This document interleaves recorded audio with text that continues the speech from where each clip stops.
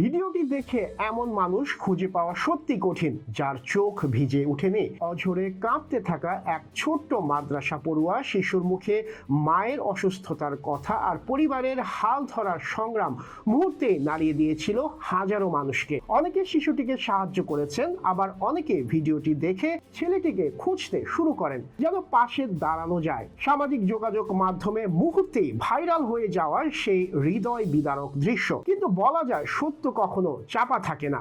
ঘটনার গভীরে অনুসন্ধান করতে গিয়ে বেরিয়ে আসে একেবারে ভিন্ন বাস্তবতা, যা অনেককেই হতবাক করে দিয়েছে। তথ্য প্রযুক্তির কল্যাণে জানা গেছে, শিশুটির নাম আসলে আব্দুল্লাহ নয়, তার প্রকৃত নাম জুনায়েদ। তার বাড়ি বরিশালের পলাশপুর এলাকার গগনগলিতে। তার সবচেয়ে চমকপ্রদ তথ্য হলো, যে মায়ের অসুস্থতার কথা বলে সে মানুষের সহানুভূতি কুড়িয়েছিল, সেই মা আদৌ অসুস্থ নন। ভাইরাল হওয়া প্রথম ভিডিওটিতে দেখা যায়, বাস ও বাজারে ভিক্ষা চাইতে গিয়ে মারধরের শিকার হওয়ার অভিযোগ করেছে শিশুটি।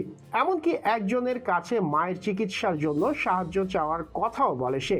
আরেকটি ভিডিওতে তাকে বাসে উঠে নিজের নাম পরিচয় বলতে শোনা যায়। এইসব তথ্য প্রকাশ্যে আসতেই সামাজিক মাধ্যমে শুরু হয় তীব্র প্রতিক্রিয়া। অনেকেই ক্ষোভ প্রকাশ করেছেন, আবার কেউ শিশুটির উপর চড়াও হয়েছেন। তবে সচেতন মহলের একটি বড় অংশ বলছে, শাস্তি নয়, প্রয়োজন সঠিক শিক্ষা ও দিক নির্দেশনা।